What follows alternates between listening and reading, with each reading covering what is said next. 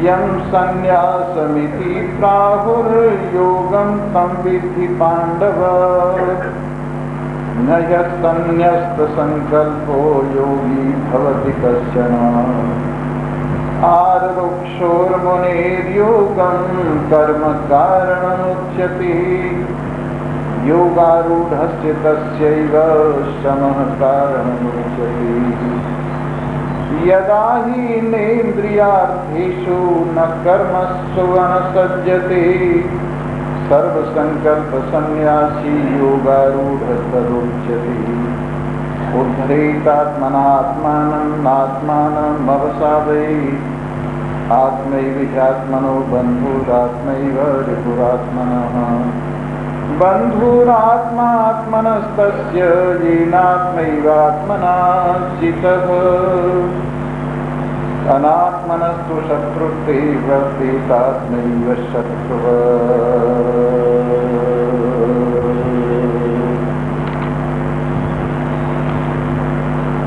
छठा पूरा तो नहीं हो गया कहीं? अच्छा। ओम श्री परमात्मने नमः।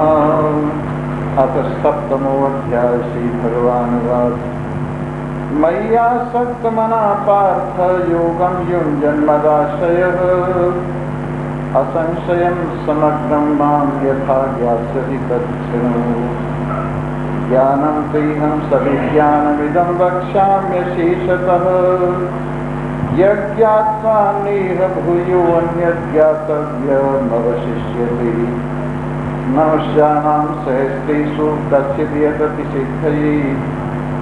यततामपि सिद्धानां कश्चिन् मां वेत्ति तत्त्वतः। भूमिरापो अनलो वायुः खं मनो बुद्धिरेव च। अहंकार इत्ययं मे प्रकृतिरष्टधा। अपरेयमितस्त्वन्यां प्रकृतिं विद्धि मे पराम्। जीवभूतां महाबाहो यैकं धार्यते जगत्।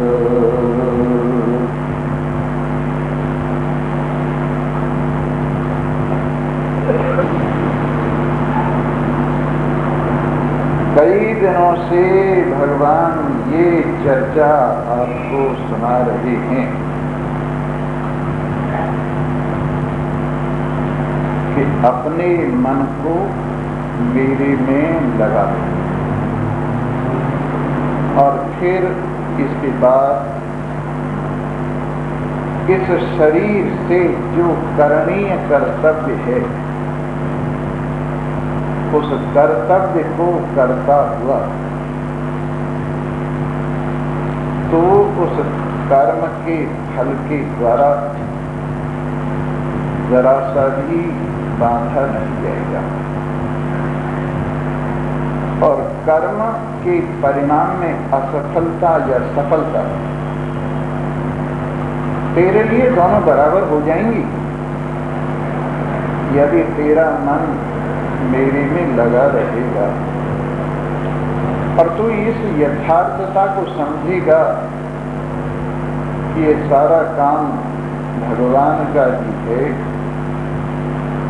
और भगवान का काम होने के नाते सफलता भी भगवान की है और असफलता भी भगवान की है। इसलिए सफलता में भगवान की कृपा है, असफलता में भगवान की इच्छा है। इसलिए मैं सफलता में अभिमान क्यों करूं कि मेरी वजह से सफल हुआ है, मेरी चतुराई से सफल हुआ है तो भगवान की कृपा है, काम भगवान का। और मैं भगवान की आज्ञा का पालन करता हुआ भगवान का सेवक ये काम कर रहा हूं तो सफलता उसकी कृपा का फल है और असफलता ये भी भगवान की इच्छा है। मैं इसके लिए चिंता क्यों करूं, शोक क्यों करूं कि मैं इस कार्य में असफल क्यों हो गया और ये कार्य मेरा क्यों पूरा नहीं हुआ। नहीं हुआ तो न सही, इसके पूरा न होने में ही मेरी कोई भलाई है। तभी तो भगवान ने इसको पूरा नहीं होने दिया। पूरा होकर शायद मुझे कुछ अभिमान हो जाता या और मैं आगे के लिए फंस जाता, इसलिए अच्छा ही हुआ, नहीं हुआ तो न सही, और हो गया तो बहुत अच्छा हुआ। इस प्रकार भगवान में मन लगाने वाले भगवान का काम समझते हुए एक ड्रामा की तरह से इस संसार के खेल को खेलते हैं और सफलता और असफलता सब भगवान की समझते हुए या स्वप्न जैसा खेल समझते हुए। ये सारा जागृत वैसे स्वप्न ही है। जागृत में और स्वप्न में कोई फर्क नहीं है। इतना है कि स्वप्न के बाद जागृत आती है तो वो स्वप्न हो जाता है, और जागृत के बाद जब ज्ञान होता है तो ये जागृत भी स्वप्न हो जाता है। जैसे आंख खुलती है तो स्वप्न का प्रपंच मिथ्या हो जाता है, और सच्ची मुच्ची आंख खुलती है जब, तब ये जागृत का प्रपंच भी स्वप्न हो जाता है, मिथ्या हो जाता है। तो स्वप्न के दो भेद हुए, एक स्वप्न रूप स्वप्न और एक जागृत रूप स्वप्न। बल्कि मैं तो इसके तीन भेद आपको बताऊंगा। एक सुषुप्ति रूप स्वप्न, एक स्वप्न रूप स्वप्न, एक जागृत रूप स्वप्न। ये स्वप्न के अज्ञान के तीन भेद। और जब नींद खुल जाती है तो न स्वप्न है, न जागृत है, न सुषुप्ति है। तीनों अवस्थाओं से अलग निर्गुण निर्विकार निरअवस्था वाला एक रस पदार्थ है, जिसे रोज आपके सामने हम आपकी आत्मा कहते हैं। आत्मा का संबंध जागृत को देखते हुए भी जागृत से नहीं है, क्योंकि देखने वाला दृश्य से अलग होता है। स्वप्न को देखते हुए भी स्वप्न से नहीं है, क्योंकि देखने वाला दृश्य से अलग होता है। और सुषुप्ति से भी नहीं है, क्योंकि सुषुप्ति में इन दोनों के अभाव को देखने वाला इस अभाव से अलग होता है। इसलिए वास्तविकता तो ये है, तुम्हारे सिवाय, देखने वाले के सिवाय जो कुछ दृश्य है वो सारे का सारा स्वप्न ही है। पर जिस दिन अपने आप को समझ लोगे, अपनी आंखें खुल जाएंगी, तो पता लगेगा मैं ही मैं हूं, यहाँ पर गैर का कोई काम नहीं। जाते मुतलक में मेरे रूप नहीं, नाम नहीं। मैं ही मैं हूं माने एक आत्मा ही है और दूसरी कोई चीज नहीं है। गैर का यहाँ काम नहीं। जाते मुतलक में ताल्लुक से बरी, संबंध से रहित निर्विकार जो वास्तविकता है जाते मुतलक। जाते मुतलक में मेरी जो लाभ ताल्लुक जात असलियत है, उसमें रूप नहीं, नाम नहीं। नाम और रूप दोनों उसमें स्वप्नवश प्रतीत हो रहे हैं। ये दोनों मुझ में नहीं है।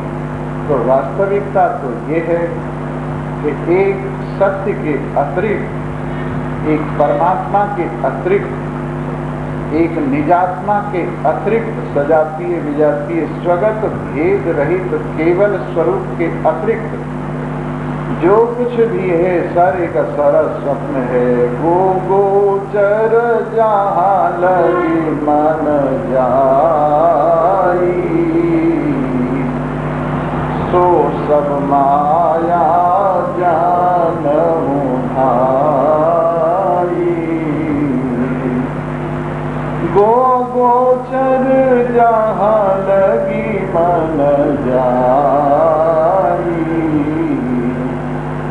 सो सब माया जानहु भाई। इंद्रियां और इंद्रियों के विचरण स्थल इंद्रियां, 5 ज्ञानेंद्रियां आपने सुनी हैं। कैसे नाम सुन लीजिए, कान, त्वचा, नेत्र, रसना और नासिका। कितनी ज्ञानेंद्रियां हुई? 5। कान जिसे सुना जाता है, त्वचा जिसे छुआ जाता है, नेत्र जिसे देखा जाता है, रसना जिसे रस लिया जाता है और नासिका जिसे सूंघा जाता है। कितनी तरह का ज्ञान होता है? 5 तरह का। शब्द का, स्पर्श का, रूप का, रस का और गंध का।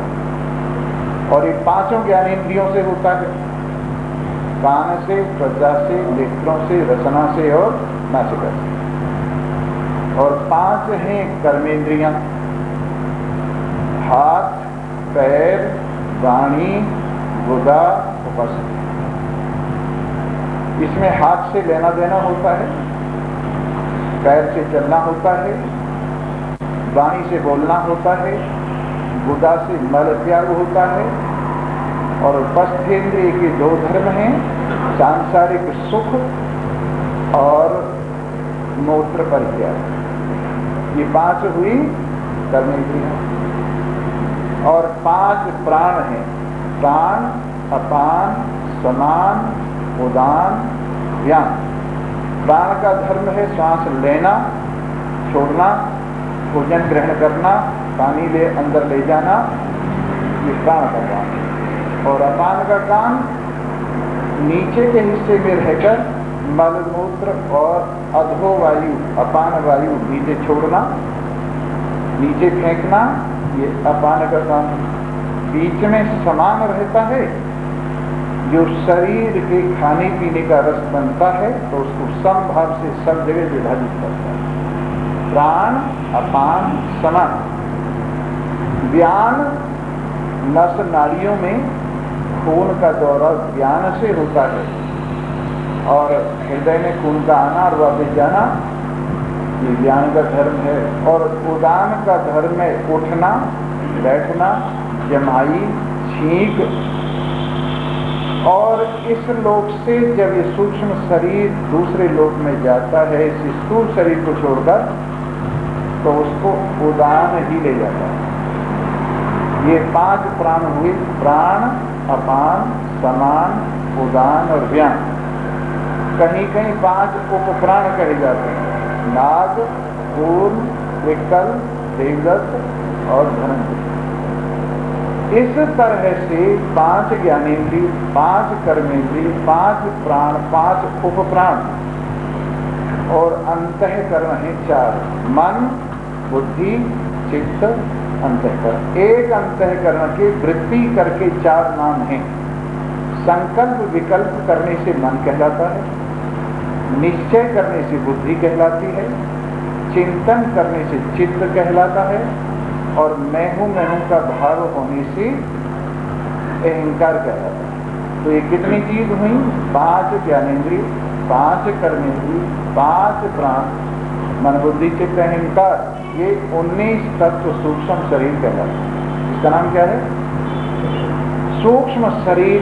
तो स्थूल शरीर में सूक्ष्म शरीर रहता है और इसके भीतर एक शरीर और है, कारण शरीर, जिसको अविद्या बोलते हैं, इग्नोरेंस कहते हैं। और वो है सत में असत बुद्धि और असत में सद्बुद्धि, चेतन में जड़ बुद्धि और जड़ में चेतन बुद्धि, आनंद में दुख बुद्धि और दुख में आनंद बुद्धि, मल में समल की कल्पना, निर्मल की कल्पना और निर्मल में समल की कल्पना। ये 4 प्रकार के विपर्य ज्ञान, उल्टे ज्ञान, ये अविद्या कहलाती है और यही कारण शरीर है। तो कितने शरीर हुए? 3 शरीर हुए, स्थूल शरीर, सूक्ष्म शरीर, कारण शरीर। जिस वक्त जीव यहां से जाता है कितने शरीर ले जाता है? 2 शरीर ले जाता है, एक यहीं रह जाता है। स्थूल शरीर यहीं रह जाता है और सूक्ष्म शरीर और कारण शरीर साथ जाता है। जब तक ज्ञान नहीं होता तब तक कारण शरीर बना रहता है, उसके साथ सूक्ष्म शरीर बना रहता है और तब तक इसका नाम जीव रहता है। जब ज्ञान हो जाता है कारण शरीर निवृत्त होता है, सूक्ष्म शरीर निवृत्त हो जाता है, और इस उपाधि के निवृत्त होते ही जीवता का भाव इसमें से निवृत्त होकर शुद्ध चेतनता शेष रह जाती है, और फिर आवागमन की बात भी नहीं रह जाती, क्योंकि लिमिटेशन, सीमित भाव अविद्या की वजह से है, और अविद्या के निवृत्त होते ही सीमाएं निवृत्त हो जाती हैं, और असीम में न आना है और न जाना है। इस प्रकार से बात चल रही थी। ये सारे का सारा खेल अज्ञान का खेल। तो गो माने इंद्रियां, और गोचर माने इंद्रियों के चरागाह, आकाश, वायु, अग्नि, जल और पृथ्वी, जिनमें ये इंद्रियां विचरण करती हैं। और जहां तक मन जा सकता है, सारे का सारा क्या है, भगवान श्री राम समझा रहे हैं कि गो गोचर जहां लगी मन जाई, सो सब माया जानहु भाई।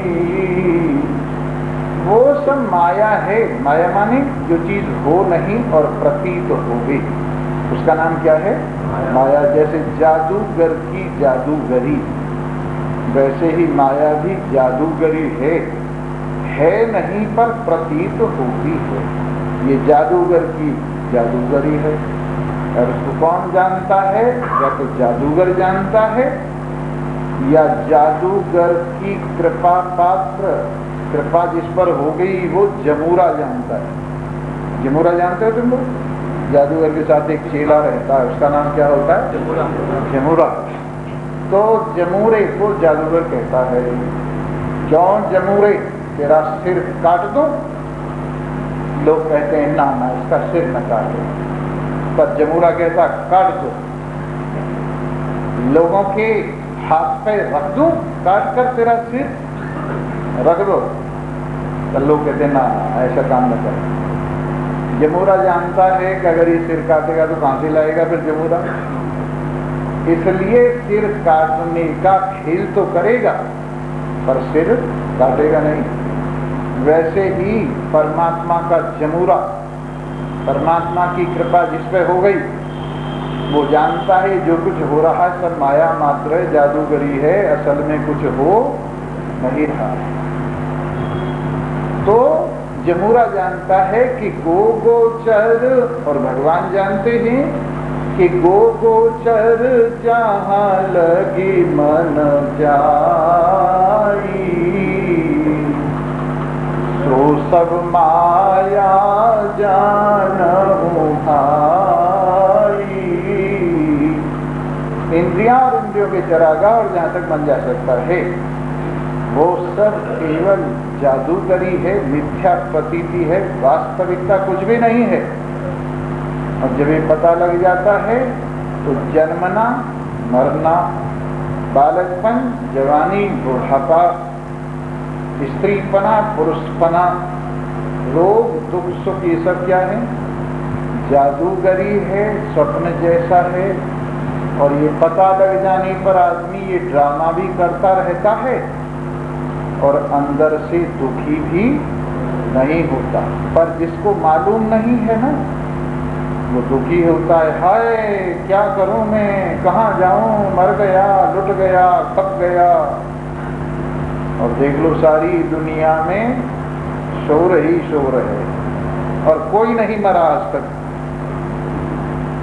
शोर तो सब मचा रहे, मैं मर गया, पर मरा आज तक कोई नहीं है। सिर्फ कपड़े बदल जाते हैं, मरता कोई भी नहीं है। वासांसि जीर्णानि यथा विहाय, नवानि गृह्णाति नरोपराणि।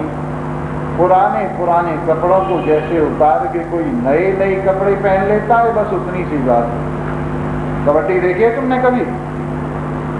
कबड्डी का खेल देखा है? अरे खेला हो तो बहुत अच्छी बात है। उसमें एक पाला होता है बीच में, और एक साइड इधर एक साइड इधर, दो साइड होती है। दो साइड के बिना खेल नहीं बनता। जब तक दो साइड न हो तब तक खेल नहीं बनता। तो एक पार्टी इधर होती है, एक पार्टी इधर होती है। और मान लीजिए एक पार्टी में 8 लड़के इधर और 8 लड़के इधर हैं। इधर वाला कबड्डी देने जाता है इधर वाला और कहता है कबड्डी कबड्डी कबड्डी कबड्डी कबड्डी। श्वास नहीं तोड़ता है। अगर श्वास टूट जाए ना तो इधर वाले उसे पकड़ लें और उसका श्वास टूट जाए तो कबड्डी देने वाला मारा गया। क्या कहते हैं उसको? मर गया। और मर गया का मतलब खेल से बाहर हो गया, आउट हो गया। और यदि वो पाला ले गया और श्वास नहीं टूटा तो पकड़ने वाले मर गए, वो पाले से बाहर हो गए। तो वैसे एक खेल है कबड्डी संसार। एक ओर अज्ञान और अज्ञान की सेना खड़ी है, दूसरी ओर ज्ञान और ज्ञान की सेना खड़ी है। तो इधर से जिज्ञासु कबड्डी देने जाता है अज्ञान के पाले में, और राम राम की कबड्डी है जैसे भगवान के नाम की, और वो राम राम राम राम राम राम राम राम राम ऐसे करके अज्ञान और अज्ञान के हिस्सेदारों को, पार्टी वालों को कबड्डी देता है।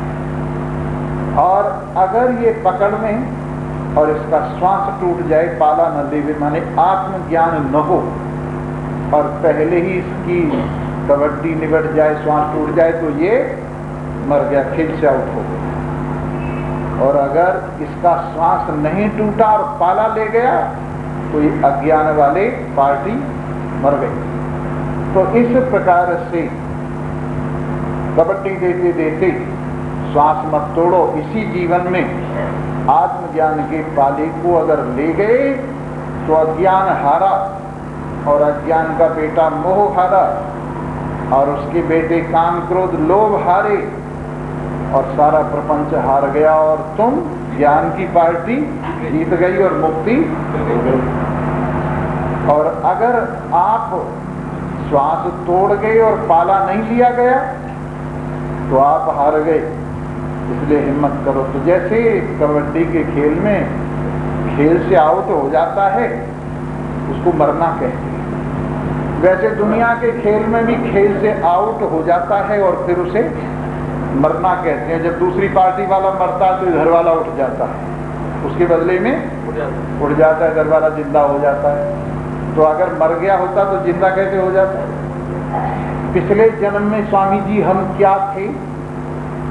तुम तो मर गए थे, अब यहाँ क्यों पूछ रहे हो? अगर आप मर गए थे तो यहाँ क्यों पूछ रहे हो कि पिछले जन्म में हम क्या थे?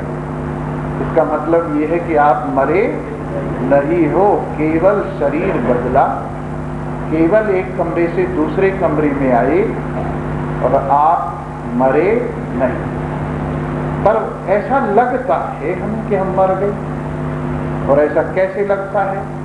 जैसे फौज में भर्ती करने वाला होता है रिक्रूटिंग ऑफिसर, और वो रिक्रूटिंग ऑफिसर एक लड़के को, उसने लंबाई भी ठीक थी, शरीर भी, तंदुरुस्ती भी, सब कुछ ठीक था, डॉक्टरी जांच कराई उसमें भी ठीक निकला। अब उसने ये देखा कि इसको दिल भी है कि नहीं, और उसने पिस्टल उठा के कहा रेडी, और उसने कहा बाजू सीधा करो। उसने बाजू सीधा किया तो बाजू देख रहे हो ना, कुर्ते की बाजू लटक गई ना नीचे। उसने गोली कुर्ते की बाजू में मारी और उस लड़के ने समझा ये मुझ में ही लग गई और वो बेहोश हो गया। बेहोशी में उसका फटा हुआ कुर्ता बदल दिया, नया कुर्ता पहना दिया। जब उसकी आंखें खुली तो उसने ये समझा कि मैं मर गया था और मेरा दूसरा जन्म हुआ। जैसे रिक्रूटिंग ऑफिसर की गोली से कुर्ता फटा पर पहनने वाले ने ये मान लिया कि मैं मर गया, उसी तरह से ये जो गोली है मौत की शरीर के कुर्ते में लगती है और बेहोश हम हो जाते हैं डर की वजह से। और जब नया कुर्ता मिल जाता है और जगते हैं तो कहते हैं हमारा जन्म हुआ है। भूल क्यों जाते हैं? बेहोशी की वजह से। वो जो गोली चलती है ना उसकी वजह से सब भूल जाते हैं पिछला जन्म।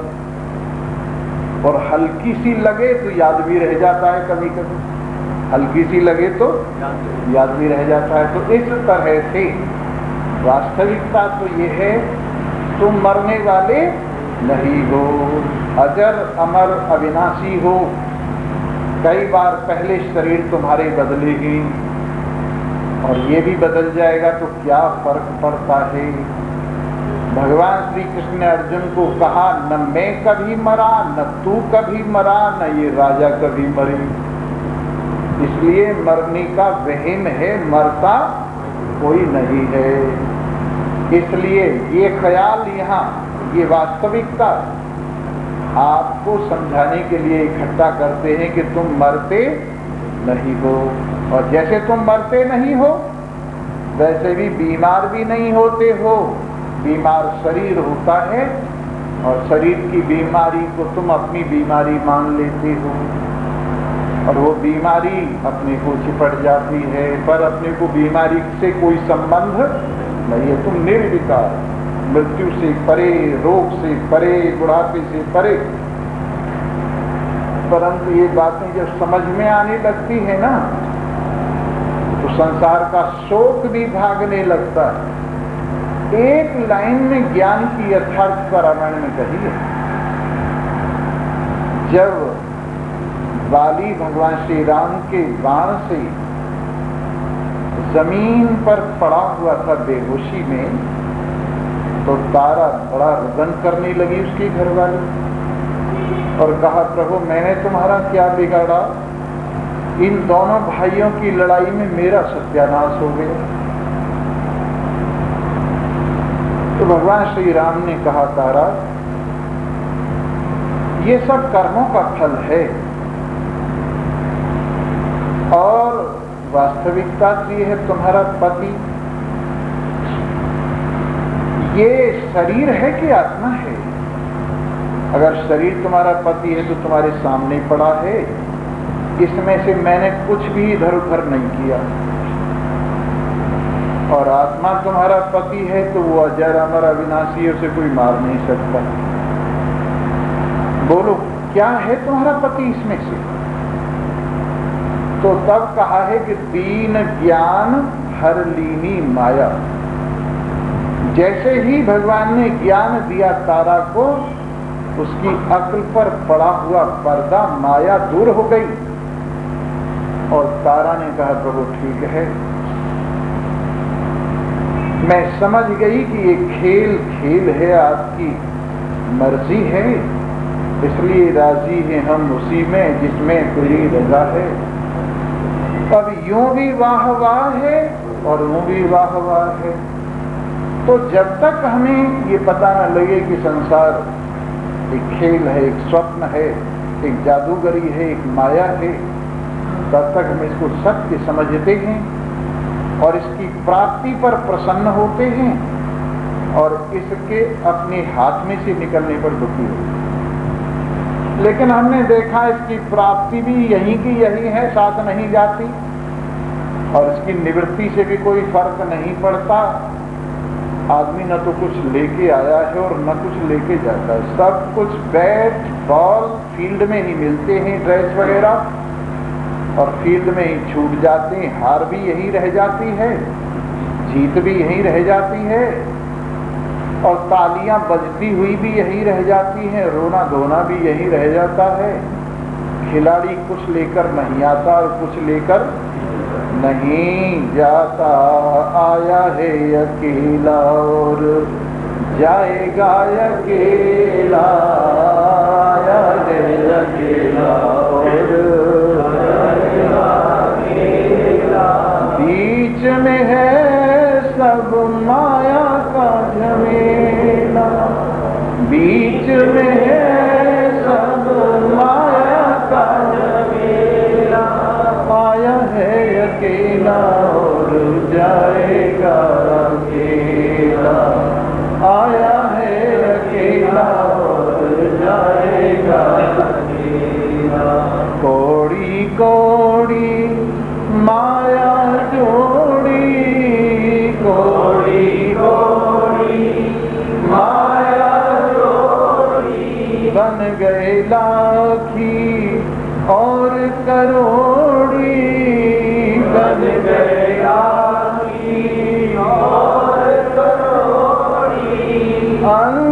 समय में साथ किसी के जाए ना अधेला, आया है अकेला और जाएगा अकेला, आया है अकेला और जाएगा अकेला। बीच में है सब माया का झमेला, बीच में है सब माया का झमेला, आया है अकेला और जाएगा अकेला।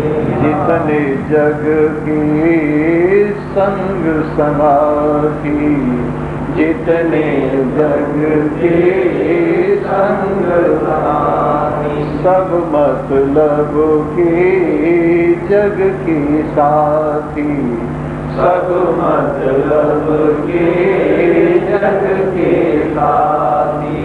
अंत समय में कामनाए भरे क्यों पाप का खेला, आया है अकेला और जाएगा अकेला, आया है अकेला और जाएगा अकेला। बीच में है सब माया का झमेला, बीच में है सब माया का झमेला, आया है अकेला और जाएगा अकेला। अपनी करनी अपनी भरनी, अपनी करनी अपनी भरनी, अपने आप बेतरनी करनी, अपने आप बेतरनी करनी। गुरु की करनी गुरु भरेगा, चेले की भरेगा चेला, आया है अकेला और जाएगा अकेला, आया है अकेला और जाएगा अकेला। बीच में है सब माया का झमेला, माया का झमेला, आया है अकेला और जाएगा अकेला। जी हाँ, देख लीजिए धीरे धीरे, ऐसा ही खेल है। इसलिए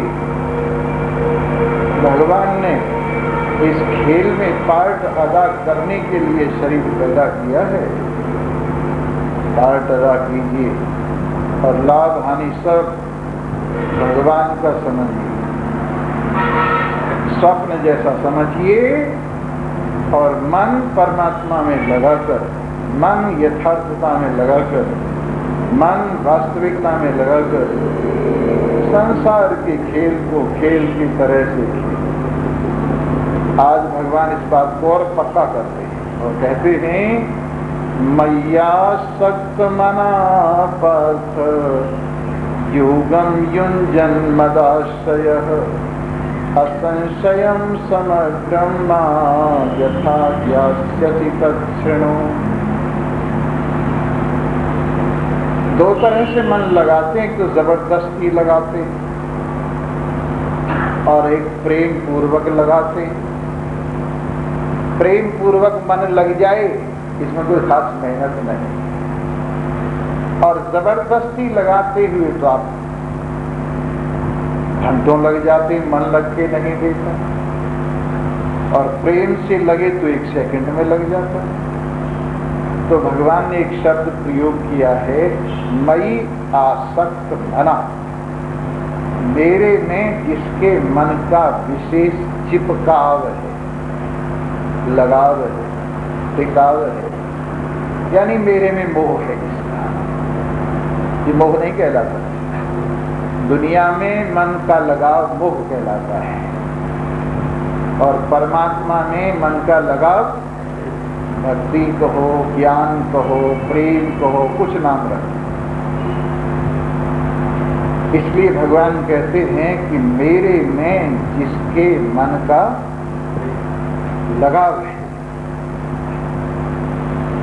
और कैसा लगाव है? दुनिया भर के लगावों को देख लो, ऐसा ही लगाव होता है। जैसे छोटे बच्चे का माँ में लगाव है, जैसे माँ का छोटे बच्चे में लगाव है, जैसे पुरुष का स्त्री में, स्त्री का पुरुष में लगाव है, जैसे लोभी का धन में लगाव है, उसी तरह कामी है नार प्यार जिम, लोभी प्रिय जिम काम। तुलसीदास जी कहते हैं, हे भगवान बस तुम मुझे उतने ही प्यारे कर जितना कामी को स्त्री प्रिय होती है। और ऐसा नहीं कि स्त्री को पुरुष प्रिय नहीं होता, कामिनी को कांत पुरुष प्रिय होता है। कामिनी माने जिसकी इच्छा कही है, कांत में है, कांत से तात्पर्य जिसका सौंदर्य किसी को पसंद आ गया उसके लिए वो कांत है, और जिसको पसंद आ गया वो कामिनी है।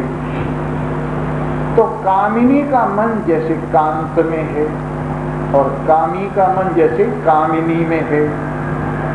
कामी है नारी प्यार जिम, लोभी प्रिय जिम दाम, जैसे लोभी का मन जैसे मन में है, जैसे तुम्हारा मन नींद में है, सावधान हो गए। कामी नार प्यार जिम, लोभी प्रिय जिम दाम, कैसे तुलसीदास को प्रिय लागो श्री राम। बस तुम इतने ही प्यारे लोगो, मुझे और कुछ ज्यादा नहीं चाहता, तुम मुझे इतने ही प्रिय लगो। तो ये कोई पूछने की बात है जी भगवान से स्वामी जी प्रेम कैसे करें? पूछते हैं लोग आके, भगवान से प्रेम कैसे करें? दुनिया के मामले में तो पूछते नहीं आते। धन से प्रेम कैसे करें, संतान से प्रेम कैसे करें, स्त्री से पुरुष से प्रेम कैसे करें, दुनिया से प्रेम कैसे करें, इस बात को कोई स्वामी जी से नहीं पूछता। यूं पूछते हैं भगवान से प्रेम कैसे करें, बस वैसे ही करो जैसे दुनिया से करते हैं। भगवान से कैसे प्रेम करो? जैसे दुनिया से करो। तो भगवान ने भी एक शब्द ऐसा प्रयोग किया है कि जिसकी आसक्ति मेरे में है और जिसका मन मुझ में आसक्त है। दुनिया की आसक्ति बांधने वाली है और भगवान में आसक्ति छुड़ाने वाली है। तो मई आसक्त मना पार्थ, जिसका मन मेरे में आसक्ति से युक्त है, आसक्त है, बहुत ही लगाव से लगा हुआ है, बहुत ही प्रेम से लगा हुआ है, मुझे सब कुछ समझता है, ऐसा व्यक्ति प्रेम पूर्वक मुझ में अपने मन को लगाता है। योगम युंजन, इस योग को मुझ में लगाता हुआ मदाश्रय और मेरे सहारे टिका हुआ, हर वक्त मेरे ही सहारे पर विराजमान, असंशयम समग्रम माम, इसमें कोई संशय नहीं है, वो मुझे पूरे का पूरा जान लेता है। और यथा ज्ञास्यसि, कैसे जान लेता है वो तुम्हें बताता हूं, तत्क्षणो, उसको सुनो। मेरे में मन लगाने वाला मुझे जान लेता। कैसे जान लेता है? जो मेरे में मन लगाता है मैं उसे जनवा देता हूं। जाने वही जेहि देहु जनाई, जानत तुमहि तुमहि होई जाई। जानत वही तुम्हें जानता जिसे तुम जना देते हो। और किसे जना देते हो? जो अपने को आपको सौंप देता है, जो आप में पूरे का पूरा मन लगा देता है। जो आप में पूरे का पूरा मन लगा देता है, आप उसको अपना आपा पूरे का पूरा सौंप देते। अब तुम देखो भगवान में तुम्हारा मन कितने % है। अगर तुम्हारा मन भगवान में 1% है तो भगवान तुम्हारे सामने अपना पर्दा 1% हटाएंगे, और जो 2% है तो 2% हटाएंगे। और अगर तुम्हारा मन 100% लग जाए तो भगवान तुम्हारे सामने नंगे हो जाएंगे, 100% अपने को जना देंगे और कैसे जना देंगे? बताते हैं, ज्ञानम तेहम सविज्ञानमिदं वक्ष्यामि अशेषतः। मैं स्वयं उसके सामने प्रकट होकर ज्ञान और विज्ञान दोनों उसको उपदेश कर देता है। जो मुझसे पूरा मन लगाता है, जो अपना आपा पूरा मुझे सौंप देता है, जो हर वक्त अपनी मन की सारी वृत्तियों को मेरे में टिका देता है, मैं स्वयं उसके सामने प्रकट होकर, लोग बात आमतौर से एक धारणा चल गई है कि गुरु भगवान से बड़ा होता है। आमतौर से ये धारणा सब जगह गुरुडम में फैली हुई है और यूँ कहते हैं भगवान ने तो संसार में बांध दिया, गुरु छुड़ा देता, इसलिए गुरु बड़ा है, ऐसा लोग कहते हैं। आम धारणा यही। और कई जगह मैंने सुना है इस बात कि भगवान ने संसार में बांध दिया और गुरुजी भगवान से बड़े हैं क्योंकि छुड़ा दिया। पर ये बात उनकी वास्तव में सही है। पहले तो आपने भगवान को दो मान लिया, भगवान अलग है और गुरु अलग है, यही धोखा खा गए। बांधने वाला भगवान नहीं, अज्ञान है। बांधने वाला भगवान नहीं है, कौन है? अज्ञान। और छुड़ाने वाला ज्ञान माने भगवान है। अज्ञान माने माया, अज्ञान माने माया और ज्ञान माने भगवान। भगवान की छाया माया, भगवान की छाया माया है और भगवान ज्ञान है। छाया भी सूर्य की धूप से बनती, छाया भी सूर्य की धूप से बनती है, पर सूर्य की धूप को रोकती। सूर्य की धूप से ही छाया बनती है, पर सूर्य की धूप को रोकती है। भगवान भी, माया भी भगवान से ही प्रकट हुई है, पर भगवान की महिमा को रोकती है। एक तरह से तो प्रकट करती है। कैसे प्रकट करती है? जगत के रूप में तो प्रकट करती है। जगत के रूप में तो माया भगवान की महिमा को प्रकट करती है, परंतु बंधन निवृत्ति के रूप में, ज्ञान के रूप में उसका आवरण करती है, भगवान की ज्ञान शक्ति को रोकती है, भगवान की सत्ता को प्रस्फुटित करती है, सामान्य ज्ञान को भी प्रस्फुटित करती है, प्रकट करती है, लेकिन विशेष ज्ञान जो है उसको रोकती है। इस प्रकार से छाया आपको दिखाई देती है ना, किससे दिखाई देती है? सूर्य की धूप से। छाया जो दिखाई देती है वो किससे दिखाई देती है?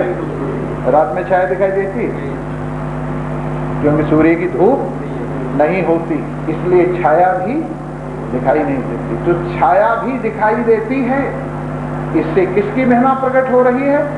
सूर्य। छाया के दिखने में किसकी महिमा प्रकट हो रही है? सूर्य की। पर फिर भी सूर्य की पूरी महिमा नहीं दिखाई दे रही है, छाया में थोड़ी महिमा दिखाई दे रही है सूर्य। इसलिए जब ज्ञान होता है और छाया की निवृत्ति होती है, विशेष ज्ञान, तो वो माया का विरोधक होती है, वो माया का विरोधक होती है। इस प्रकार ये माया सामान्य रूप से तो भगवान की महिमा है, पर विशेष रूप से भगवान का अवरोधक है, और जब विशेष रूप से भगवान प्रकट होते तो माया पूरी निवृत्त हो जाती है।